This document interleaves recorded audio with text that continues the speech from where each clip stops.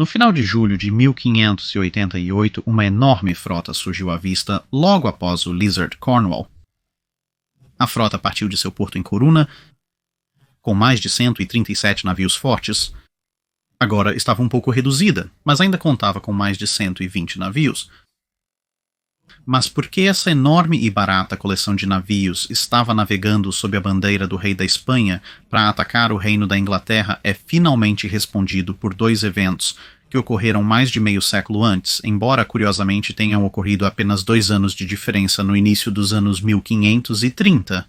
Em 1534, o rei Henrique VIII, cansado de negociar com o Papa para anular seu casamento com Catarina de Aragão, declarou que a Igreja da Inglaterra seria separada da Igreja Católica Romana. Embora inicialmente as crenças das duas organizações permanecessem relativamente alinhadas, elas divergiriam cada vez mais rapidamente nas décadas seguintes, a tal ponto que uma tentativa de retornar a Inglaterra ao catolicismo por sua filha Rainha Mary, que também incluía uma aliança matrimonial com a Espanha, encontrou grande resistência e uma mudança ainda maior para o que estava se tornando conhecido como protestantismo. Sob o reinado de Elizabeth I, sucessora de Mary,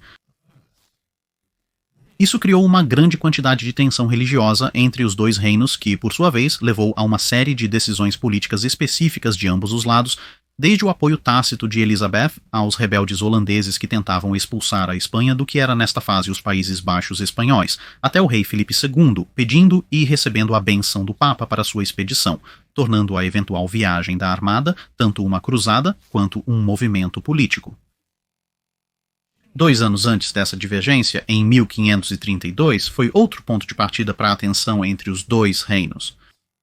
Nesse ano, Francisco Pizarro liderou um grupo de conquistadores para as montanhas dos Andes e começou o que eventualmente se tornaria a derrubada do Império Inca. Embora o Império Azteca tenha sido dominado por Hernán Cortés algum tempo antes, o Império Inca era muito mais rico em ouro, prata e gemas. Os metais preciosos extraídos foram enviados pela costa do Pacífico através da América Central, carregados em navios de tesouro e transportados pelo Atlântico para a Espanha. Isso a tornou fabulosamente rica, usando-os transformados em moedas para financiar grandes expedições militares, entre outras coisas. A extração excessiva de ouro e prata pela Espanha, principalmente da montanha de Potosí, na atual Bolívia, que representava mais de 60% da produção mundial de prata, resultou em inflação inevitável devido ao despejo desses metais em uma economia limitada. Os nativos em todo o Império Espanhol da América do Sul e Central eram frequentemente vistos nesta fase como mão de obra totalmente descartável a serviço da extração de recursos e, inicialmente, eles foram escravizados em larga escala. Embora a introdução de novas leis tecnicamente proibisse isso, várias formas de escravidão efetiva continuaram, principalmente abusando do sistema pré-estabelecido de trabalho como o imposto dos Incas. Isso, juntamente com as doenças europeias, devastou as populações nativas e, por sua vez, escravos africanos foram importados tanto para aumentar os números em geral, quanto especificamente para preencher papéis onde escravos eram explicitamente necessários. Como as colônias espanholas tinham pouca necessidade dos bens ingleses mais comuns, vários capitães buscaram outras formas de obter parte da enorme riqueza transportada para fora do Novo Mundo. John Hawkins e Francis Drake conduziram uma série de viagens de comércio de escravos na tentativa de penetrar no sistema econômico fechado espanhol, que visava manter a maior riqueza possível nas mãos espanholas, onde poderia ser fortemente tributada e retornar para a coroa.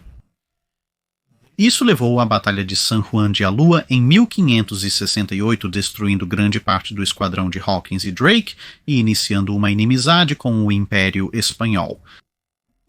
Com qualquer tipo de comércio com as colônias espanholas bastante frustrado, Drake e outros se voltaram para o Corso e começaram uma série de ataques a assentamentos e navios espanhóis, que visavam simplesmente roubar o máximo de ouro, prata e gemas quanto humanamente possível. A disparidade de riqueza entre a Espanha e a Inglaterra na época era tão grande que algumas das missões inglesas mais bem-sucedidas retornavam mais dinheiro para a rainha e a corte, que frequentemente investiam nos esquemas, o AIGE, do que a receita governamental anual total para o reino. Para referência, isso equivaleria hoje a alguém aparecendo no Tâmisa com um comboio de navios carregando pouco mais de 2 trilhões de libras em bens roubados. E para colocar isso em perspectiva, nosso Drake dos dias modernos teria que aparecer com uma linha completa de conga consistindo de navios carregando quase todos os barris de petróleo produzidos durante o ano passado inteiro, ou apenas um dos maiores petroleiros do mundo atual, com seus porões 2/3 cheios de tinta para a impressora colorida. Filipe II da Espanha, cansado das depredações dos corsários ingleses, da interferência inglesa nos Países Baixos e da execução de Maria Rainha dos escoceses, decidiu resolver esses problemas de uma vez por todas, invadindo a Inglaterra e tornando-a parte do Império Espanhol. Esta é uma versão resumida de 50 anos de hostilidades e alianças entre os dois países, mas poderíamos ficar horas repassando o prólogo do evento principal se entrássemos em detalhes. Mas vamos cobrir a reta final com um pouco mais de detalhes agora. Mais imediatamente, portanto, em 1580, menos de uma década antes da Armada zarpar, Filipe conseguiu se coroar rei de Portugal em algo semelhante a uma tomada hostil. Isso adicionou considerável poder e habilidade da frota portuguesa ao seu próprio. À medida que as tensões aumentavam ao longo dos anos 1580, também crescia a ideia de algum tipo de grande ataque à Inglaterra. Em 1583, o Marquês de Santa Cruz, um homem com uma merecida reputação como um almirante temível e bem-sucedido, completou a conquista dos Açores, um dos últimos redutos da resistência portuguesa, e sugeriu que seu ataque naval e anfíbio fosse modificado para uso contra a Inglaterra em 1584, no ano seguinte. Este plano guiaria a frota pelo Tâmisa até Londres, tomando a capital e usando tropas do exército de Flandres para ocupar o restante do país. Embora isso tenha sido discutido em detalhes, o plano foi arquivado, pois Filipe viu uma necessidade mais imediata de usar as tropas veteranas de Santa Cruz para a limpeza étnica em Castela. No final, elas foram enviadas para os Países Baixos espanhóis, onde reforçaram o exército de Flandres e ajudariam na captura de Antuérpia alguns anos depois. Isso ajudou a cumprir parcialmente a condição que o Duque de Parma, sobrinho de Philip e comandante do exército de Flandres, havia estabelecido em seu próprio esquema, ou seja, que a subjugação dos Países Baixos deveria estar totalmente, ou pelo menos substancialmente, completa antes que qualquer parte significativa de suas forças fosse destinada para operações transcanal. Então, em 1585, um novo Papa, Sisto V, chegou ao poder e ele parecia estar muito interessado na repressão aos hereges em geral e na invasão da Inglaterra em particular.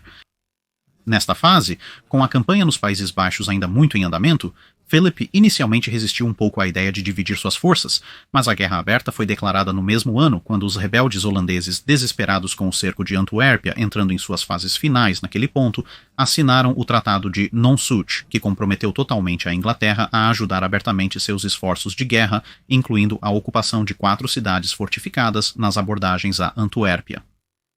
O tratado também oferecia a Elizabeth soberania sobre os Países Baixos, mas essa foi uma cláusula que ela recusou em um esforço para evitar uma guerra total com a Espanha. Essa sequência de eventos resultou na apreensão de navios ingleses em portos espanhóis, levando a ataques a frotas pesqueiras espanholas no Atlântico Norte. Assim, havia efetivamente um estado de guerra aberta, mesmo sem uma declaração formal. Os ingleses agiram primeiro com uma série de novos ataques a possessões espanholas nas Américas, que incluíram a captura do navio Tesouro Santa Ana. A combinação de ameaças inglesas ao território, suprimento financeiro e de recursos de Philip o fez mudar de ideia sobre deixá-los até que os holandeses fossem completamente esmagados. Em outubro de 1585, ele aceitou o chamado do Papa para invadir a Inglaterra, mas alertou que, como a decisão estava sendo tomada tão tarde no ano, não havia chance de a expedição ser lançada em 1586 e teria que esperar até 1587. 3 opções foram consideradas no início. Primeiro, formar uma frota massiva, romper pelos navios ingleses e transportar o exército de Flandres para o sul da Inglaterra em um ataque brutal. Como alternativa, a frota poderia desembarcar suas tropas em solo britânico em um ataque surpresa, similar a como o avô de Elizabeth, o futuro Henrique VII, desembarcou suas próprias forças no país de Gales antes de confrontar o rei Ricardo III. Ou a frota atacaria a Irlanda, atraindo as forças inglesas para lá, seguido do exército de Flandres indo direto para Londres, agora em defesa. Em fevereiro de 1586, Santa Cruz se ofereceu para liderar o assalto e apresentou sua própria variação sobre o plano. Isso exigia uma frota de 150 navios que transportariam 55.000 tropas com 400 navios de apoio adicionais que não faziam parte da frota principal. Esta formação navegaria estritamente na defensiva, talvez com um ataque diversionista na Irlanda, mas a principal parte da frota se dirigiria para Kent, onde 200 barcos de desembarque construídos para esse fim seriam apoiados por nada menos que 40 galéis e 6 galeaças, que eram muito mais adequadas para trabalhos costeiros próximos do que os grandes galeões de alto mar, e esses navios transportariam os homens e o trem de cerco para a costa, onde então marchariam para Londres e depois para o resto do reino. Talvez superestimando as coisas contra uma inevitável redução de suas ambições, Santa Cruz pode ter ficado um pouco surpreso quando em abril Philip emitiu suas instruções. Santa Cruz formaria os navios de combate em Lisboa, o Duque de Medina Sidônia reorganizaria as tropas e os navios de suprimentos na área da Andaluzia, enquanto outro marinheiro experiente, Juan Martínez de Aracalde, formaria um grande esquadrão de transportes na área cantábrica. Todos foram reunidos em Lisboa e navegaram para executar o plano de Santa Cruz, sob sua liderança. Mas este plano foi desequilibrado quando uma frota inglesa liderada por Drake capturou e saqueou Santo Domingo, capital do Caribe espanhol, o que então fez com que alguns dos navios cuidadosamente preparados por Santa Cruz fossem enviados para o outro lado do Atlântico para expulsar as forças inglesas. Enquanto isso, o Duque de Parma propôs usar a frota de Santa Cruz apenas como distração, enquanto ele colocava 30.000 de seus próprios homens em barcaças marítimas e navegava para Dover. Tudo isso resultou em Philip emitindo um plano revisado. Um pequeno grupo de 120 navios atacaria a Irlanda ou o país de Gales, desembarcando todas as suas tropas. Isso permitiria que Palmer colocasse sua ideia em prática e fosse para Londres com Medina Sidônia, levando tropas e suprimentos para a frota, possibilitando que avançassem como um martelo contra a bigorna de Palmer, esmagando qualquer resistência. Maria, rainha dos escoceses, deveria ser colocada no trono com um marido espanhol escolhido por Philip. Se os ingleses lutassem contra as tropas espanholas até um impasse, eles só deixariam o país quando a liberdade para os católicos ingleses, a retirada das tropas inglesas dos Países Baixos e uma grande indenização fossem garantidas, tanto para pagar pela expedição, quanto para empobrecer e impedir que a Inglaterra voltasse à sua palavra depois da partida das tropas espanholas. Tudo isso foi planejado para ocorrer no verão de 1587. Uma revisão final em julho de 1586 veio de Philip. O ataque à Irlanda prosseguiria, mas as forças de Palmer deveriam ficar em alerta. Após 2 meses que permitiriam o envio do máximo número de tropas e navios ingleses para a Irlanda para tentar deter os espanhóis, o exército então reembarcaria e navegaria pelo canal, se unindo a Palmer, desembarcando suas próprias tropas e as tropas de Palmer em Kent e então marchando para Londres. Enquanto Philip preparava a frota e as tropas, ele também tentava isolar a Inglaterra diplomaticamente. No entanto, em fevereiro de 1587, Elizabeth facilitou o trabalho dele ao executar Mary Rainha dos Escoceses. Isso dificultou os planos de quem comandaria a Inglaterra depois, mas apenas estimulou os esforços espanhóis. Reconhecendo que o poder do Império Espanhol sob um líder experiente como Santa Cruz dificilmente permitiria uma defesa bem-sucedida, em 1587 Drake recebeu ordens para levar uma frota à Espanha para impedir ou atrasar a partida da frota espanhola. Apesar de tempestades atrapalharem, no final de abril a frota inglesa chegou à Baía de Cádiz, onde boa parte da frota inimiga se reunia.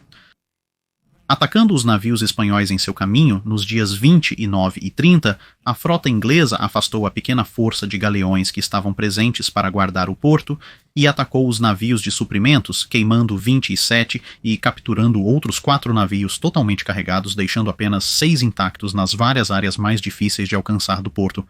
Capturando um galeão de tesouro espanhol no caminho de casa, essa expedição, rotulada por Drake como a queima da barba do rei da Espanha, atrasou o lançamento da armada, pois novos navios e suprimentos precisariam ser reunidos, mas a frota ainda zarparia em 1588, pois Philip estava determinado a realizar seus planos. Ciente disso, Drake retornou com as boas notícias de seu sucesso e o aviso de que a Inglaterra deveria se preparar ao máximo para resistir a um ataque marítimo, principalmente fortalecendo sua frota. No entanto, este episódio serve para ilustrar o quão poderosa a Espanha era nesse momento. Longe de ser um pequeno inconveniente que resultaria em um simples atraso, a invasão de Drake a Cádiz foi, por qualquer padrão razoável da época, um desastre completamente incontestável para os espanhóis. Nessa época, alimentos excedentes que poderiam ser preservados para armazenamento prolongado não estavam muito disponíveis. A perda de milhares de toneladas de suprimentos coletados na Europa já era ruim o suficiente, mas os próprios navios também representavam investimentos massivos. Todos os navios espanhóis disponíveis, de qualquer tamanho, além de muitos dos maiores navios mercantes da Europa, foram recrutados para a armada. Navios holandeses, alemães, venezianos, genoveses e outros grandes navios foram apreendidos em portos espanhóis para serviço na armada, o equivalente a uma nação moderna se preparando para a guerra, apreendendo os navios principais da Mediterranean Shipping Company Maersk, Evergreen e Hapag-Lloyd hoje. Em termos modernos, a invasão sozinha causou cerca de 600 bilhões de libras de prejuízo. Tentativas adicionais da frota inglesa de capturar posições na costa portuguesa e apreender uma esquadra espanhola no mar falharam, forçando-a a retornar para casa gradualmente. Apesar das perdas catastróficas, a Espanha conseguiu lidar com a situação. O fornecimento de ouro e prata da América do Sul foi praticamente ininterrupto. Assim, ordens foram enviadas para cada porto e cidade que a Espanha possuía ou comercializava para repor a comida, bebida, barris, navios e outros equipamentos perdidos. Tudo isso seria fornecido em poucos meses, embora com alguns dos melhores navios de carga da Europa agora não passando de cascos queimados e sem tempo suficiente para construir novos do mesmo tamanho e qualidade geral, se não quantidade, os navios de abastecimento da armada sofreriam um pouco no geral. Enquanto tudo isso estava sendo realizado, também houve um período de confusão, já que, claro, os espanhóis não tinham ideia de para onde a frota de Drake poderia ter ido depois que deixou Cádiz, o que significava que navios e frotas do Caribe e a Índia foram deixados em caos, com ordens e contra-ordens para navegar juntos, esperar, navegar imediatamente, formar grupos de escolta, ou tentar apresentar muitos alvos individuais, corriam de um lado para o outro por terra e mar através do sistema de mensageiros do século XVI, um tanto confiável. O incidente também endureceu a determinação espanhola, vendo o Império Comercial e Imperial Espanhol ordenado jogado no caos. Enquanto vários oficiais tentavam adivinhar onde os ingleses poderiam aparecer a seguir, o secretário de Estado de Philip, Dom Juan de Idiáquez, escreveu: com os ingleses estabelecidos na Holanda e Zelândia, juntamente com sua infestação das Américas e dos altos mares, parece que as medidas defensivas não podem lidar com tudo.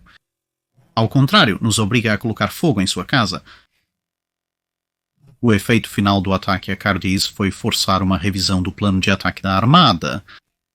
O Duque de Parma não era um grande fã disso em qualquer caso. Em outubro, ele indicou que provavelmente estaria além da capacidade da Espanha mobilizar tropas suficientes para defender os ganhos feitos nos Países Baixos e manter um exército.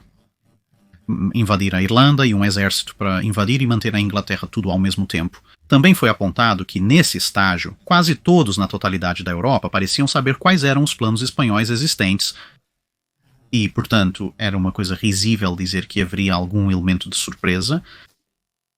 Foi sugerida a troca da Irlanda pela ilha de Wight, mas isso também encontrou resistência. Philip fez uma observação premonitória, posteriormente esquecida, de que navegar pelo canal sem um porto seguro e protegido para a armada, já dominado pelos espanhóis, a deixaria à mercê do clima e dos inimigos, que conheciam melhor as condições costeiras e climáticas da região. Ideias continuaram a ser levantadas e derrubadas. A certa altura, a armada planejava manter a Irlanda refém em vez de seguir pelo canal, deixando Parma atacar a Inglaterra sozinho. Uma mudança mais permanente, no entanto, foi a combinação da força de ataque principal de Santa Cruz com a segunda onda de Medina Sidônia em uma única frota maior, que foi ainda mais complementada pelos galeões e transportes maiores que anteriormente haviam sido dedicados aos comboios transatlânticos de ouro e prata e agora foram incluídos por precaução. Junho de 1587 viu a Irlanda ser completamente descartada, com a armada agora visando atacar algum lugar na costa sul inglesa, enquanto Palmer atingia Kent e os católicos escoceses para os quais Philip enviaria dinheiro, supostamente se levantariam e causariam distrações no norte. Mas agora as coisas começaram a dar errado. Dom Juan de Zuniga, que havia concebido o plano original e havia sido vital nos esforços organizacionais desde então, morreu, e pouco depois a saúde de Philip desmoronou sob a tensão de tentar microgerenciar um império e uma grande operação militar praticamente sozinho. Medina Sidônia assumiu a organização das esquadras que partiam de seus portos para as reuniões maiores, e as coisas seguiram tranquilas durante o verão de 1587 até o rei se recuperar no início do outono. Com sua saúde um pouco recuperada e agora de volta ao comando, Philip emitiu mais um plano que permaneceria essencialmente inalterado até a armada zarpar. A frota reunida no Tejo zarparia para Magatti, garantindo-a e enviando notícias de sua chegada antecipadamente para Parma. O objetivo dessa manobra era impedir que os navios ingleses na costa sul se unissem com reforços da costa leste, o que deixaria qualquer frota muito fraca para enfrentar a armada. A armada desembarcaria suas tropas junto com o exército de Parma e marcharia para Londres. Não especificava se a armada escoltaria as tropas de Parma pelo canal ou simplesmente esperaria por sua chegada. Philip desejava que a frota navegasse no inverno, mas danos por tempestades e logística fizeram Santa Cruz resistir, ameaçando até renunciar ao comando da frota e navegar como voluntário. No entanto, também houve uma série de cartas confusas para Palmer no início, dizendo-lhe para esperar pela armada, depois para ir sozinho e como a frota inglesa havia se mudado para Plymouth, então para não arriscar. Temendo que Palmer pudesse ter se arriscado, Philip pediu a Santa Cruz que navegasse urgentemente com apenas 35 navios por precaução. Isso fez Santa Cruz efetivamente pedir a Philip que recuasse, o máximo que poderia dizer tal coisa ao seu rei. Palmer estava igualmente confuso com as missivas, mas, sendo um profissional experiente, decidiu ficar parado, pois sabia melhor do que navegar com suas tropas em barcaças completamente desprotegidas para os dentes de uma frota de navios holandeses de calado raso que crescia rapidamente. Tudo isso teve uma consequência benéfica não intencional para a Espanha. Graças a Burleigh, o mestre espião de Elizabeth, os oficiais ingleses estavam lendo a maioria das comunicações de Philip a respeito de todo o assunto, o que normalmente seria uma coisa boa para eles, mas a série interminável e desconcertante de ordens e contra-ordens mutuamente contraditórias deixou os ingleses completamente confusos sobre o que os espanhóis estavam ou não fazendo. Como resultado, 2 frotas inglesas lideradas por Howard e Drake foram deixadas vagando pelos mares tentando proteger as costas da Inglaterra e Irlanda, além de vigiar Parma. Levou algum tempo e muita discussão antes que a frota inglesa fosse finalmente ordenada a se concentrar em Plymouth, com o objetivo de abastecer e depois seguir para a costa oeste da Ibéria para tentar interceptar e destruir a armada em seus portos de origem ou próximos a eles. 87 embarcações partiram com esse propósito, mas devido a fortes ventos contrários, foram obrigadas a retornar uma semana depois, com pouco progresso. Desconhecido para eles, naquela época, a armada já estava realmente no mar, mas voltando um pouco no tempo, no espaço entre o final de 1587 e o final da primavera de 1588 na Espanha, Philip enfrentou um último e muito preocupante obstáculo. Uma delegação do rei chegou a Lisboa em 30 de janeiro de 1588 para encontrar Santa Cruz gravemente doente e tentando continuar os preparativos da frota de sua cama de doente quando tinha energia e lucidez. 10 dias depois ele morreu. A armada parecia estar desaparecendo junto com ele. Os navios apodreciam no porto por falta de uso e manutenção, os suprimentos mofavam nos barris e os homens da frota, soldados e marinheiros, sucumbiam ao mesmo surto de tifo que acabara de levar seu comandante. Diante de tudo isso, um novo comandante foi rapidamente nomeado, Dom Alonso Pérez de Guzmán el Bueno, mais conhecido na história como o Duque de Medina Sidônia, que, como já vimos, e contrariamente ao mito de que ele foi simplesmente jogado neste papel completamente do nada, já havia de fato estado fortemente envolvido com os preparativos para a armada e, no plano inicial, deveria liderar a segunda onda de navios. Ele era um excelente administrador e organizador e precisaria de apenas 2 meses para reverter toda a situação e colocar a armada no mar em boa ordem. Ele também tinha vasta experiência em combate terrestre. Ele tinha vasta experiência no preparo da frota anual de tesouros para a partida, mas nenhuma em comandar uma frota no mar, e estava ciente disso.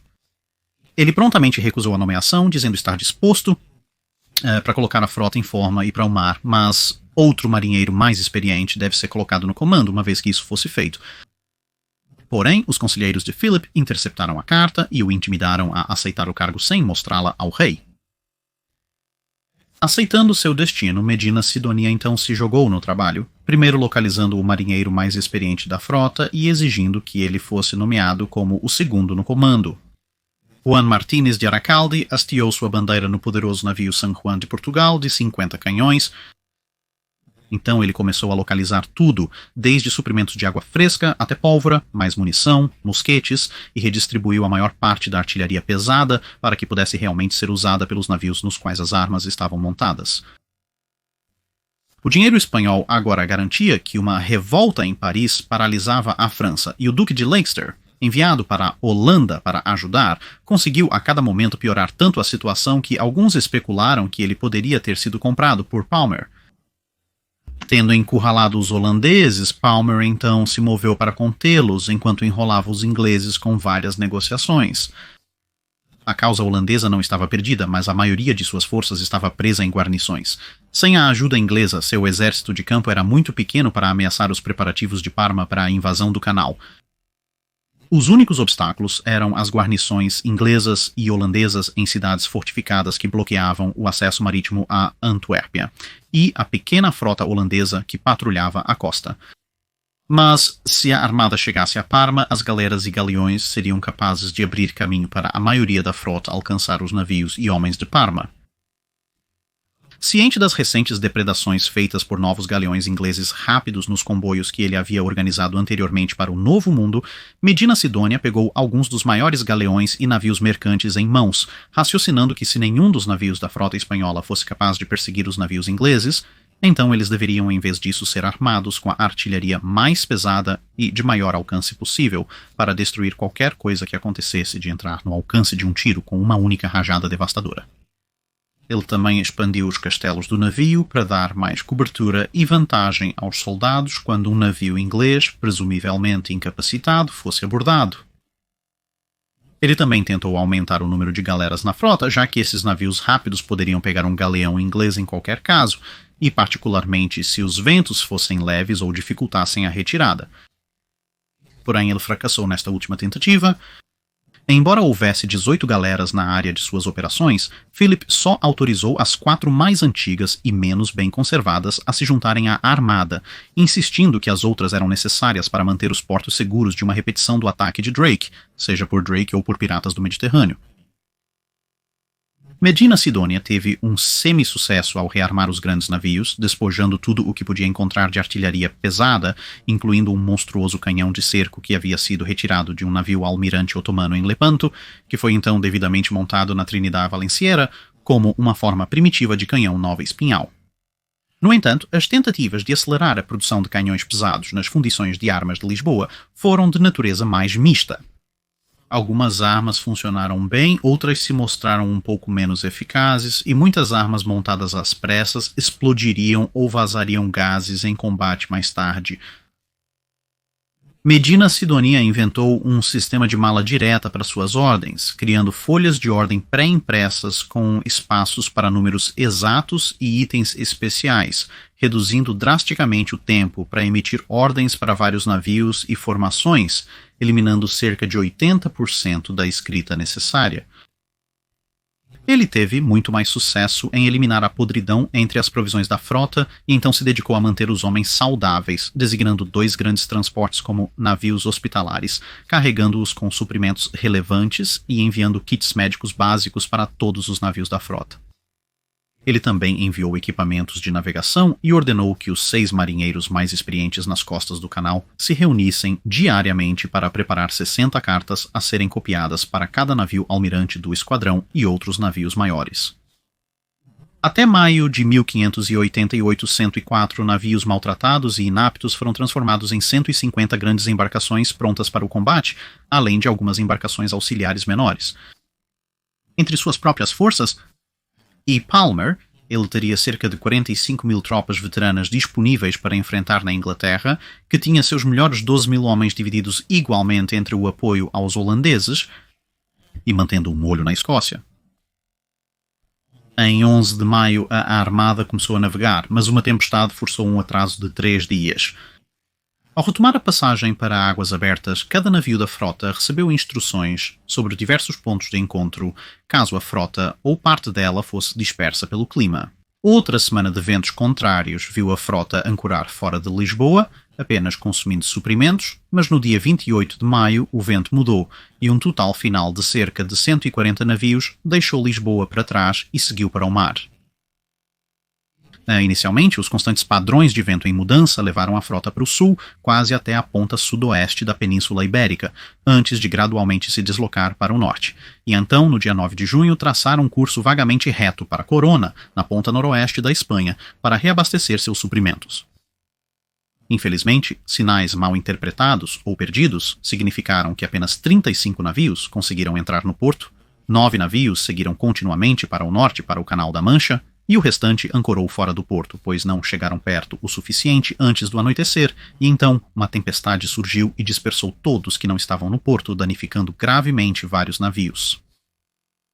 Medina Sidônia viu isso como um mau presságio e pediu a Philip para considerar cancelar todo o evento, mas gradualmente os vários navios foram remontados, e até mesmo aqueles que seguiram em frente e ancoraram nas ilhas Scilly, o ponto de encontro designado para a etapa da viagem ao norte da Espanha até a entrada do canal, foram recuperados e os reparos e reabastecimento puderam começar. Apesar da apreensão crescente, Philip se recusou a cancelar a expedição. Medina Sidônia então começou rapidamente a preparar seus navios para zarpar novamente como uma frota, temendo um contra-ataque inglês similar ao ataque de Drake a Cardiz enquanto estava no porto. Ele tinha razão em se preocupar. Enquanto a primeira tentativa inglesa de atacar a armada em Lisboa fracassou, outra foi lançada, mas as mesmas tempestades que dispersaram a armada na costa espanhola se moveram para o norte e atrasaram a frota inglesa, deixando os navios do Lord Howard a apenas 112,6 km de onde a armada estava em Corunna. Um vento do sul soprou e em 22 de julho a frota inglesa retornou a Plymouth para reabastecer, o que foi bom, pois o vento levava a armada para o norte, tendo deixado o porto no 21 o dia anterior. No dia 25, a frota estava na entrada do canal, onde foi avistada por um pescador da Cornualha que virou e navegou para casa com a notícia. Tudo parecia bem até que outra tempestade surgiu, dispersando a frota novamente e fazendo com que as 4 galeras abandonassem o empreendimento e buscassem segurança, pois sua estrutura se mostrou fraca demais para resistir ao clima. Além disso, a poderosa Santa Ana, navio principal da esquadra Viscaia, se perdeu e acabou presa em Le Havre. Mas a frota reduziu a vela. Os retardatários alcançaram e em 29 de julho a armada avistou a costa inglesa pela primeira vez. A menos de um dia de navegação à frente deles estava a maior parte da frota de combate inglesa ainda sendo suprida em Plymouth. Mas que tipo de frota era aquela? A Marinha Real tecnicamente surgiu centenas de anos antes com Alfredo o Grande, mas como uma força de combate contínua especificamente construída para a guerra, em vez de uma coleção de iates privados, às vezes armados com uso ocasional para a segurança marítima, é preciso olhar para o pai de Elizabeth Pinheiro, Henrique VIII. Ele primeiro construiu uma frota que inicialmente se baseava em uma forma evoluída de guerra naval medieval. Navios armados com algumas armas, principalmente antipessoal, e o foco principal era em ações de abordagem. Essa tática mudou durante sua vida e novos navios com mais poder de fogo foram construídos ou comprados, enquanto os mais antigos foram reformados para carregar mais artilharia pesada. Este último esforço teve graus variados de sucesso, pois a reforma do Mary Rose deixou o navio muito vulnerável a uma rajada de vento que o virou de lado no meio da Batalha do Solent. No entanto, os navios mais novos ainda eram, em sua maioria, construídos em torno de uma teoria de um único amplo lado, ou talvez 2 ou 3, antes de se aproximarem para embarcar. Depois que seus 2 irmãos tiveram suas vezes no trono, no início do reinado de Elizabeth, alguns desses navios estavam um tanto envelhecidos e, portanto, foram emprestados para várias expedições, sendo o Jesus de Lubeck um deles, servindo como o navio principal da expedição de Hawkins e Drake, que mencionamos no início deste vídeo. Mas havia algumas pequenas sementes do que estava por vir na frota de Henrique VIII, já que nem todos os seus navios haviam aceitado esse paradigma específico. A Grande Mestra, por exemplo, tinha uma superestrutura muito mais baixa para o seu tamanho, e para o seu tamanho também carregava um poderoso armamento de canhões, enquanto faltavam muitas das outras adições específicas que foram feitas para facilitar e defender contra ações de abordagem.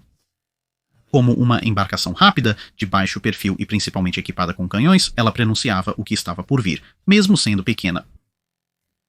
Quando Henrique morreu, a Marinha Real tinha 53 navios, mas a frota sofreu sob os reinados de seu filho Edward e sua filha Mary, caindo para 30, e a maioria desses 30 estava em péssimas condições.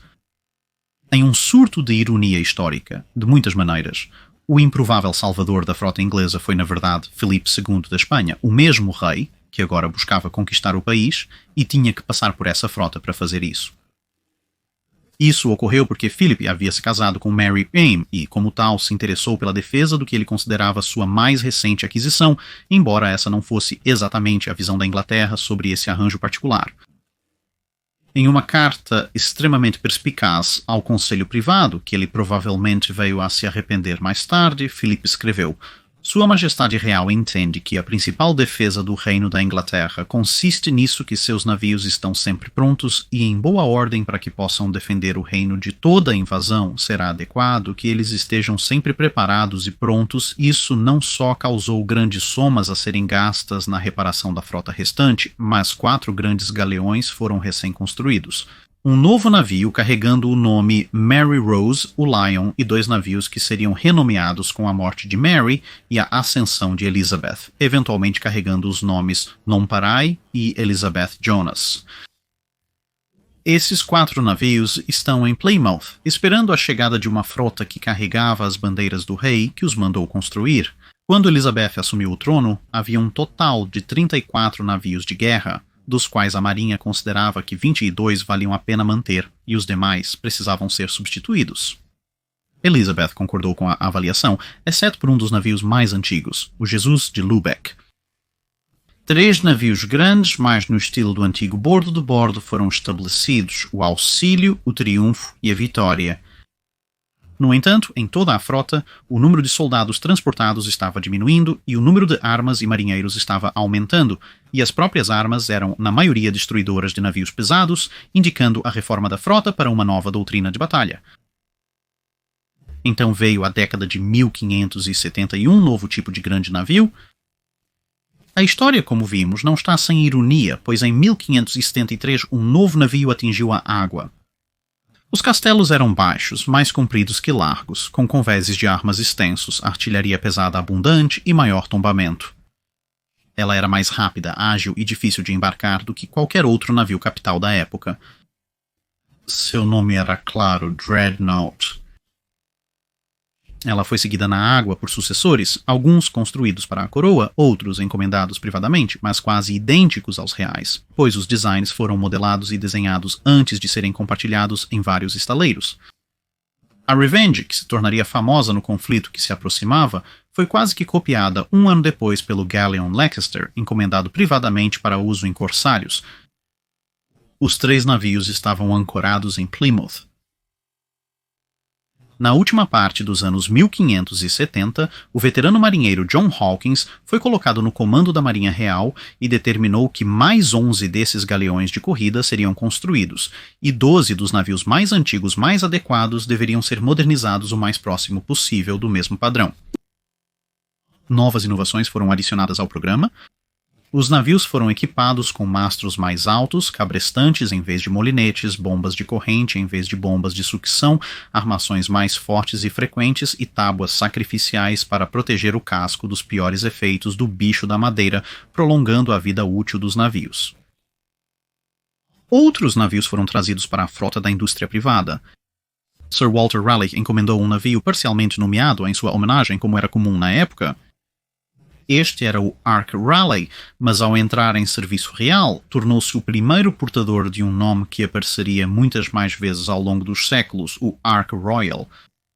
Apesar dos esforços, em 1588, quando a armada parecia pronta para zarpar, o descarte dos navios inaptos havia sido igualado pela construção dos novos. Assim, a Marinha Real totalizava apenas 34 embarcações, longe do número de navios da armada. Assim, convocaram todas as embarcações capazes de lutar para defender sua pátria. E isso funcionou bem para levantar a frota que atacou Cardiz e agora funcionava ainda mais. Cidades portuárias e poderosas guildas de comerciantes de Londres comprometeram muitos navios, incluindo corsários e navios mercantes de proprietário único que chegaram em Plymouth e outros portos ingleses. A maioria já estava fortemente armada devido aos perigos de operar no mar naqueles dias. E aqueles que eram considerados levemente equipados conseguiram encontrar mais algumas armas de uma maneira ou de outra. Isso resultou em uma frota que consistia de tudo, desde grandes navies como Triumph e Ark Royal, que eram, sem dúvida, à altura de todos, exceto os maiores galeões da armada, até embarcações que tinham toneladas medidas em dezenas, cuja única utilidade real era no bombardeio dos geralmente maiores navios espanhóis a longa distância. Os nomes dos navios também refletiam a diferença na composição da frota e na cultura entre os lados opostos. Os navios da armada tinham nomes que eram quase todos religiosos de alguma forma. Uma boa parte deles foi nomeada após vários santos, enquanto os navios ingleses foram quase todos nomeados após pessoas, animais, qualidades, ou, mais geralmente, figuras lendárias. De fato, a escassez de nomes religiosos é notável, refletindo o período iconoclasta que a Inglaterra vivenciava na época. O Dom de Deus, Virgem Deus a Salve e o Rafael foram três dos poucos com quaisquer conotações religiosas diretas, embora o navio principal, a Arca Real, seja outro óbvio. Mas espalhados pela frota estavam nomes que, como a própria Arca Real, apareceriam vez após vez nos anais da Marinha Real no futuro, muitos devido ao seu desempenho nos próximos dias.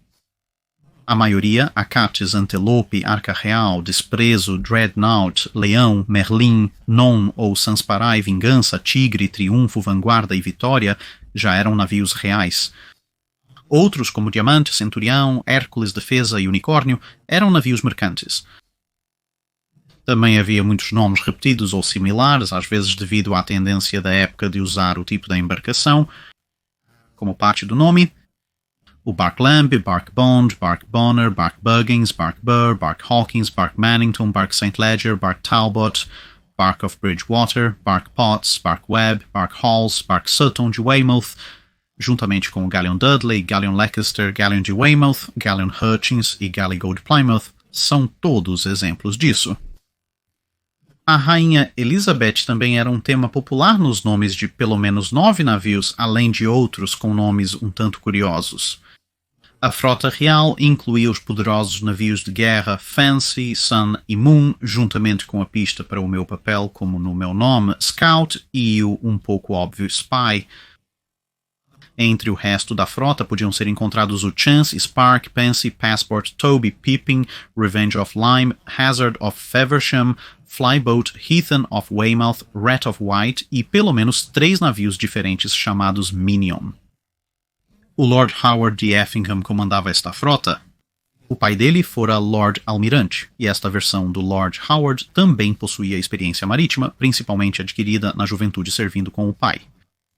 Ele foi concedido o cargo de Lord Alto Almirante em 1585, mas isso foi tanto ou mais por causa de sua linhagem do que qualquer experiência real liderando navios em batalha, embora, como mencionado, ele tivesse um pouco mais de ideia de como as coisas eram feitas no mar do que seu número oposto direto na armada.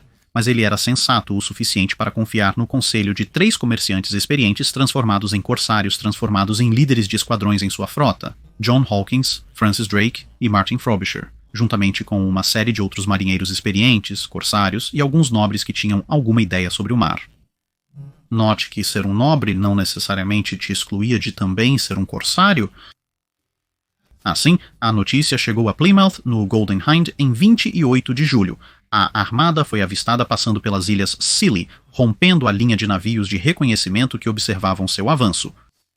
A descrição do navio de reconhecimento em questão que apareceu com a notícia é um pouco variada dependendo da fonte, alguns indicando que era um pequeno navio de 50 toneladas que apenas compartilhava o nome com o navio Capitânia de Drake em sua circunnavegação anterior do mundo, enquanto outras fontes indicam um navio maior que então serviria no esquadrão de Drake, com um capitão que era parente tanto dele quanto de Hawkins, o que pode indicar que este Golden Hind era de fato o Golden Hind trazido do Tamisa na hora da necessidade, embora, como eu disse, permaneça um pouco incerto.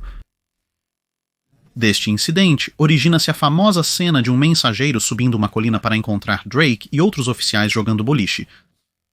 Urgentemente, o homem derrama a notícia de que a armada foi avistada, ao que Drake responde laconicamente: há tempo para ganhar este jogo e derrotar os espanhóis também, enquanto muitas vezes citado como um exemplo de bravata diante de chances avassaladoras e, mais recentemente negado por alguns historiadores mais incrédulos, é na verdade um encontro totalmente plausível.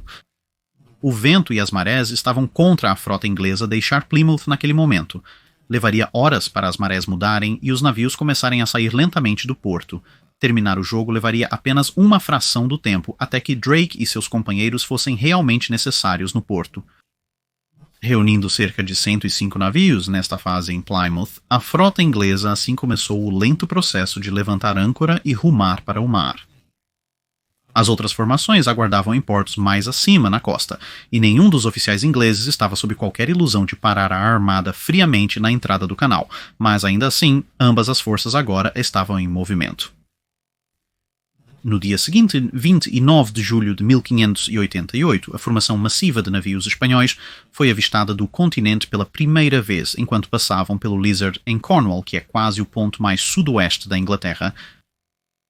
A hora havia chegado para todo o país ser mobilizado em sua própria defesa, e de acordo com planos feitos há anos, um farol de fogo foi aceso pelos vigias nos altos penhascos.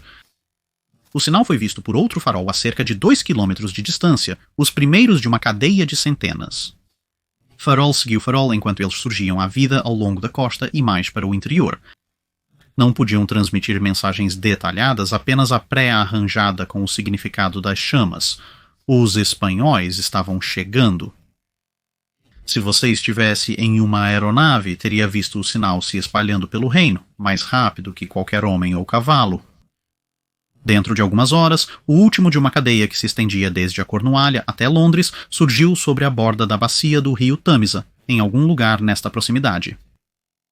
Hoje, a vista daqui alcança uma cidade de mais de 10 milhões de habitantes que se espalha até o horizonte em todas as direções. Naquela época, ainda havia cerca de 15 milhas de cidades e vilas espalhadas antes de você chegar à própria cidade. Mas este era o trecho final, e quando o farol foi aceso e as últimas descidas seguiram o sinal e correram em direção aos Rotens, o palácio e a corte ansiosa sabiam que o acerto de contas havia chegado. Tudo o que ficava entre os espanhóis e Londres era a Marinha Real, seus aliados holandeses mais acima no canal, e o clima. Ambos os lados apelaram a Deus por um milagre para garantir seu sucesso, mas a resposta parecia distante. De volta ao canal, com ventos fortes e rajadas sendo a ordem do dia, uma penitência inglesa surgiu do nevoeiro perto dos navios líderes da armada.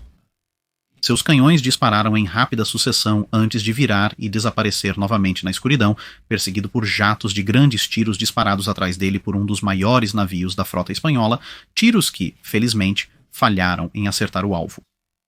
Os primeiros tiros da campanha foram disparados e a grande luta entre as frotas inglesa e espanhola havia oficialmente começado.